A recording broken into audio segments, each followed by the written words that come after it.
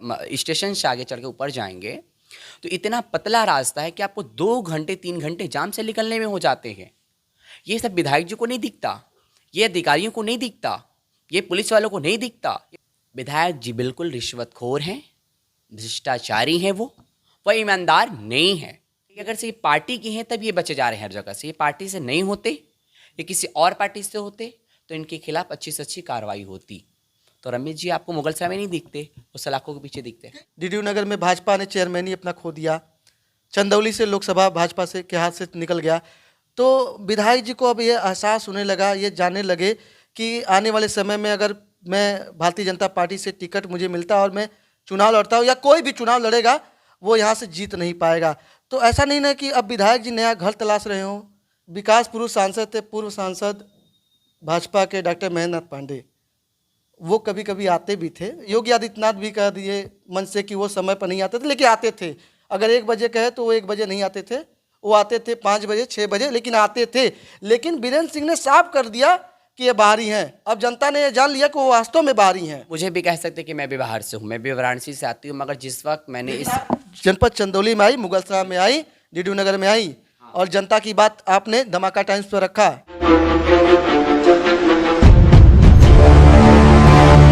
सबसे पहले मैं ये कहना चाहती हूँ कि जो मुगलसराय की जनता की जो मांग है सिक लेंथ, वो जायज़ मांग है।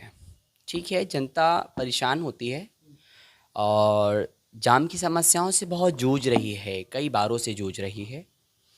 और कहा जाता है कि एक बहुत पिछड़ा ज़िला है, तो अभी भी लगता है कि विधायक जी के रहने की वजह से अभी भी पिछड़ा ज़िला है। और विधायक जी कहते हैं कि मैंने 70 को 46 करा दिया, तो इसका कोई तथ्य नहीं है। मैंने गुरुद्वारे को बचाने के लिए, देखिए, चाहे गुरुद्वारा हो, चाहे मंदिर हो, चाहे मस्जिद हो, शासन का एक आदेश है अतिक्रमण मुक्त। तो अतिक्रमण में चाहे मंदिर है चाहे मस्जिद, तो उसको जाना है, उसको दूसरी जगह शिफ्ट तो किया जाता है ना। तो रमेश जी इस बात को क्यों इतना इनिशिएटिव ले रहे हैं, इतना उसके पक्ष में क्यों जा रहे हैं? या तो लगता है वो अपने सरकार के विरोध में जा रहे हैं। भारतीय जनता पार्टी के लोग भी कह रहे थे कहीं ना कहीं हमारी सरकार पर ही चोट कर रहे हैं विधायक जी। देखिए, माननीय मुख्यमंत्री योगी आदित्यनाथ जी को वो खतरे में डाल रहे हैं, उनकी सरकार को खतरे में डाल रहे हैं। विधायक जी की नीतियाँ और विचार बिल्कुल गलत हैं। ये अगर से सिक्स लेंथ हो रहा है तो उसको होने दीजिए। और ये सही मांगे हैं, ये बहुत सही मांगे जनता की है। एम्बुलेंस भी जाती है, कोई गर्भवती महिला भी जा रही है, ऑटो रिक्शे से जा रही है, उसको जल्दी जाना है, फास्ट जाना है, स्कूल के बच्चे हैं, कॉलेज के बच्चे हैं, आके जाना है। आप पुल से चढ़कर आप जब जाएंगे ऊपर, काली माता स्टेशन से आगे चढ़ के ऊपर जाएंगे तो इतना पतला रास्ता है कि आपको 2 घंटे 3 घंटे जाम से निकलने में हो जाते हैं।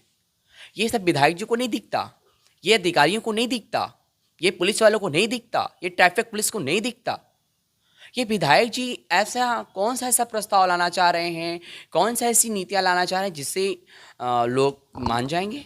यहाँ के जनता कह रही है कि चंद लोगों को बचाने के लिए विधायक जी 70 से 46 कर दिए, ना कि गुरुद्वारे को बचाने के लिए। और यहाँ की जनता एक बात और भी कर रही है, विधायक जी को कहीं ना कहीं मिठाई मिल गया होगा, कहीं ना कहीं प्रसाद चढ़ गया होगा। उस पर क्या कहेंगी? देखिए, मैं खुला कहना चाहती हूँ रमेश जी को, विधायक जी बिल्कुल रिश्वतखोर हैं, भ्रष्टाचारी हैं, वो ईमानदार नहीं है। ये बात आप कैसे कह सकते हैं? बिल्कुल कह सकती हूँ कि जब आप पड़ाव से लेकर पूरे सुभाष नगर तक वो सारी लेंथ 6 लेंथ आ रही थी और 200 बचाने के लिए लगता है कि आपको घर पे पैसे पहुंचा दिए होंगे या तो कुछ ऐसी व्यवस्थाएं पहुंचा देंगे जिससे उनको लोग उस पब्लिक को आप बचा रहे हैं। और जो अवैध रूप से बसे हुए हैं, तो अवैध वालों को आप ज़्यादा सपोर्ट कर रहे हैं, जो लीगल वालों का सपोर्ट आप नहीं कर रहे हैं। कुछ लोग कहते हैं कि नगर पालिका में भी ये हस्तक्षेप करते हैं, कि ऐसा कुछ बातें सामने आ रही है। बिल्कुल शोषण करते हैं, शोषण करते डिस्टर्ब करते हैं।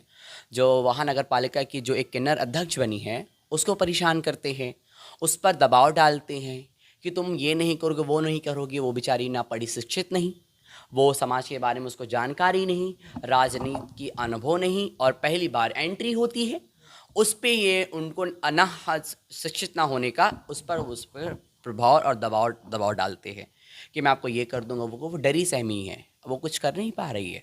ठीक है, मुंगरी लाल का सपना देख रहे हैं विधायक जी, वो मुंगेरी लाल का सपना कभी पूरा नहीं हो पाएगा। वो सोच रहे हैं कि मैं सांसद बन जाऊंगा, कैबिनेट बन जाऊंगा, ये सब करके वो पैसे एकत्रित करके वो कुछ बनना चाहते हैं। और इसमें नगर पालिका के कर्मचारियों के साथ शोषण, वहाँ के अधिकारियों के साथ शोषण, वहाँ के मेंबरों के साथ शोषण, ये बहुत गलत मानसिक रूप से डिस्टर्ब कर रहे हैं। ये जानते हैं, ये मैं आज आपसे क्यों बात कर रहा हूँ? मैं आज आपका इंटरव्यू इसलिए ले रहा हूँ, ये बातें आपसे इसलिए पूछ रहा हूँ क्योंकि आप जब चेयरमैन का चुनाव आपकी सोनू जी लड़ रही थी तो उस समय मेन मुखिया के तौर पर आप थी और आपने कहा था कि मुगलसराय की जनता, डीडीयू नगर की जनता के लिए आप आवाज़ उठाएंगे, इसलिए हम आपसे पूछ रहे हैं ये सब बातें। और एक बातें और भी हम पूछेंगे आपसे कि क्या लगता है, विधायक जी पढ़े लिखे विधायक हैं, तो फिर पढ़े लिखे विधायक ऐसा कैसे कर सकते हैं? देखिए, जब कहते हैं ना कि जब शेर को मुंह में मांस चला जाता है तो पूरा खा के छोड़ता है, चाहे इतना भी ब्लड लग जाए तब भी खा के छोड़ेगा। तो एक सरकार का बहुत बड़ा एक प्रचार सरकार का नाम, उसके बल पर ये बल प्रयोग वो बल प्रयोग कर रहे हैं लोगों के ऊपर कि सरकार रहेगी तो मैं जीत जाऊंगा, मैं चुनाव लड़ जाऊंगा, मेरा काम हो जाएगा, मुझे कोई रोक नहीं पाएगा, मेरे पे कोई कार्रवाई नहीं हो पाएगी। सेम बस यही है कि अगर से ये पार्टी की हैं तब ये बचे जा रहे हैं हर जगह से। ये पार्टी से नहीं होते, ये किसी और पार्टी से होते तो इनके खिलाफ अच्छी से अच्छी कार्रवाई होती। तो रमेश जी आपको मुगलसराय में नहीं दिखते, वो सलाखों के पीछे दिखते। कहीं ऐसा तो नहीं ना है कि जैसे मुगलसराय में, डीडीयू नगर में भाजपा ने चेयरमैन ही अपना खो दिया, चंदौली से लोकसभा भाजपा से के हाथ से निकल गया, तो विधायक जी को अब ये एहसास होने लगा, ये जानने लगे कि आने वाले समय में अगर मैं भारतीय जनता पार्टी से टिकट मुझे मिलता और मैं चुनाव लड़ता हूँ या कोई भी चुनाव लड़ेगा वो यहाँ से जीत नहीं पाएगा। तो ऐसा नहीं ना कि अब विधायक जी नया घर तलाश रहे हों, ऐसा कुछ नहीं ना है? देखिए, पार्टियां कोई भी हों, चाहे नया घर नहीं ना तलाश रहे हैं, ये बात मैं पूछ रहा हूँ आपसे। नहीं, नया घर तलाशने के बाद जिस घर में है वो, और अगर से उस घर से लड़ते भी हैं तो वो दोबारा चुनाव जीवन में जीत नहीं पाएंगे, चाहे किसी भी। लेकिन जनता कह रही है, सुनिए, जनता कह रही है कि जो नया घर तलाश रहे हैं कहीं ना कहीं वो सपा का घर है और इसलिए सपा के नेता भी अब खुलकर नहीं बोल रहे हैं विधायक जी के खिलाफ और ना ही जनता का साथ दे रहे हैं।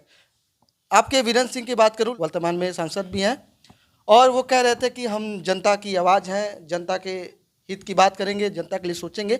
लेकिन 4-5 दिन से डीडीयू नगर की जनता आंदोलन कर रही है 6 लेन की मांग को लेकर। देखिए, और मेरी बात को कंप्लीट होने दीजिए। मांग को लेकर आंदोलन कर रही है। ये बातें लोकसभा प्रत्याशी जो पहले थे अब वर्तमान में सांसद है सपा के वीरेंद्र सिंह, उनके पास तक जा रही है और देख भी रहे हैं चैनल के माध्यम से, खबर के माध्यम से। अब जनता के मन में पहले एक सवाल था कि वो बाहरी हैं, अब ये तो साफ हो गया कि वो बाहरी हैं।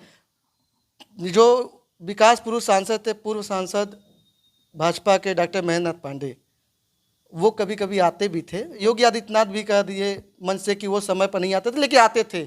अगर 1 बजे कहे तो वो 1 बजे नहीं आते थे, वो आते थे 5 बजे 6 बजे, लेकिन आते थे। लेकिन वीरेंद्र सिंह ने साफ कर दिया कि ये बाहरी हैं। अब जनता ने ये जान लिया कि वो वास्तव में बाहरी हैं। उस पर क्या कहेंगे? देखिए, मैंने एक बात अभी शुरुआत में कहा कि जनता को यहाँ पिछड़ा समझा जा रहा है, इस जिले को पिछड़ा समझा जा रहा है। वो नहीं आ रही है, उनकी खामियां हैं, गलती हैं। ये चीज़ों का अगर से जनता अगर से यहाँ की आंदोलन कर रही है, प्रोटेस्ट कर रही है, वो आपकी जनता है, आपका वोटर है और आप यहाँ की मुखिया हैं, आपको आना चाहिए। ठीक है, चाहे वो मेरा बाप भी होगा तो मैं इसको विरोध बोलूँगी, ठीक है, कुछ भी हो। वीरेंद्र सिंह जी को आना चाहिए था, बात करना चाहिए था, इनकी बातों को समझना चाहिए था। और आपके माध्यम से पता चला कि 2-4 दिन हो गए नहीं आए, ये बात बिल्कुल गलत है और समाजवादी पार्टी को निर्णय लेना चाहिए और सख्त कार्रवाई वीरेंद्र सिंह पर करना चाहिए। का मतलब यही है कि अब विधायक जी नया घर तलाश रहे हैं और इसीलिए उन जान रहे हैं कि वो नया घर तलाश रहे हैं, इसलिए आ नहीं रहे हैं। क्योंकि आने वाले समय में विधायक जी कहीं सपा में चलकर टिकट न मांग ले मुगलसराय से और चुनाव लड़े। मैंने कहा ना, चाहे वो सपा में आ जाएं, चाहे वो बसपा में आ जाएं, चाहे किसी पार्टी में आ जाएं, चेहरा तो वही है, पार्टी का चेहरा अलग होगा, मगर जो बंदा है, इंसान है, जो गलत काम लोगों के साथ कर रहा है, जो काम नहीं कर पाया, जनता की शुभ चिंतित नहीं है, क्या उसको लोग वोट देंगे? क्या वो पार्टी, जिस पार्टी से भी आएंगे उस पार्टी का भी नुकसान हो जाएगा और वो पार्टी भी हार जाएगी चुनाव। अच्छा, मान लीजिए एक सवाल और भी मन में आ रहा है। सपा से यहाँ चंद्रशेखर यादव चुनाव लड़े विधानसभा का और करीब अगर हार जीत की बात करें तो 10 से 15 हज़ार की अंतर से वो हारे थे। जनता उनको भी वोट दी थी।